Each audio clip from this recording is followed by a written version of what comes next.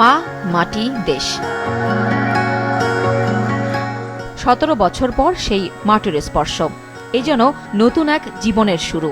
খালি পায়ে মাটিতে হেঁটে একখণ্ড শুষ্ক মাটি হাতে নিয়ে এরপর সঙ্গীদের হাতে তা তুলে দিয়ে দেশ আর মাটির প্রতি অকৃত্রিম ভালোবাসার প্রকাশ ঘটালেন তারেক রহমান। তুলনাহীন এই আবেগ শুধু একজন তারেক রহমান নয়, শুধু তার নেতাকর্মী নয়, যেন ছুঁয়ে গেল গোটা বাংলাদেশকেই। এর আগে বেলা 11:40 ঢাকা বিমানবন্দরের রানওয়ে স্পর্শ করে তারেক রহমানকে বহনকারী বিমানটি। নেমে আসেন বিএনপির ভারপ্রাপ্ত চেয়ারম্যান তারেক রহমান, সঙ্গে তার পরিবার এবং সফরসঙ্গীরা। বিএনপির স্থায়ী কমিটির সদস্য সহ সিনিয়র নেতারা একে একে তাকে আলিঙ্গন করেন।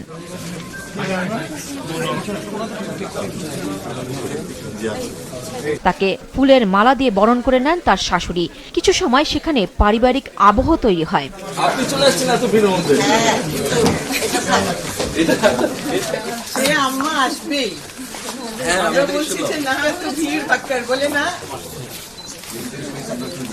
ভারপ্রাপ্ত চেয়ারম্যান দেশে ফেরার এই ক্ষণে বিএনপির রাজনীতি নিয়ে কথা বলেন দলটির নেতারা। ফ্যাসিবাদী শক্তি এবং তাদের দোসররা দেশে এবং বিদেশে সক্রিয়। তারা চেষ্টা করবে বাংলাদেশের গণতান্ত্রিক উত্তরণকে যেন কণ্ঠকাঠিন্য করতে পারে। তাদেরকে আমরা সম্মিলিতভাবে সকলকে নিয়ে প্রতিহত করব ইনশাআল্লাহ।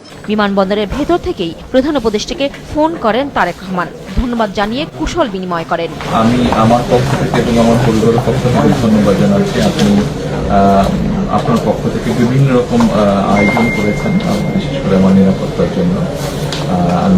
Thank you so much. বিমানবন্দর থেকে আনুষ্ঠানিকতা শেষে নির্ধারিত বাসে ওঠেন তারেক রহমান ও তার সঙ্গীরা। নজিরবিহীন নিরাপত্তার মধ্য দিয়ে জুলাই এক্সপ্রেসওয়ের অভ্যর্থনা মঞ্চের দিকে এগোতে থাকে বাসটি। পুরো যাত্রাপথের দুই পাশে লাখ লাখ নেতাকর্মী প্রিয় নেতাকে দেখার উচ্ছ্বাসে ফেটে পড়েন। বাসের একেবারে সামনে দাঁড়িয়ে কাচের ভেতর থেকেই নেতাকর্মীদের উদ্দেশ্যে হাত নাড়তে থাকেন তারেক রহমান।